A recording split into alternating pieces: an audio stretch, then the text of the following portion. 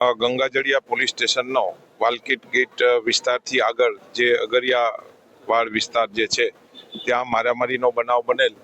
જેમાં બાઇક લઈને જતા હતા તો શા માટે સામે જોવે છે અને કાતર મારે છે તે બાબતે જે રોહિતભાઈ, મનીષાબેન અને ભરતભાઈને આ કામના જે બંને આરોપીઓ જે છે ગૌતમ મનોજભાઈ પરમાર અને યુવરાજ મનોજભાઈ પરમાર દ્વારા છરીના ઘા માર્યા અને તેને ઈજા કરી. આ કામે જે ભોગ બનનાર રોહિતભાઈને સરટી હોસ્પિટલમાં લાવવામાં આવેલ અને સારવાર દરમિયાન તેનું મૃત્યુ થયાની પ્રાથમિક હકીકતે જાણવા મળેલ છે.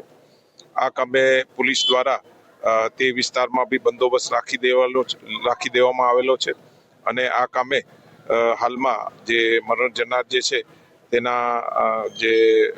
વાલીની ફરિયાદ લેવાની હાલમાં કામગીરી ચાલુ છે.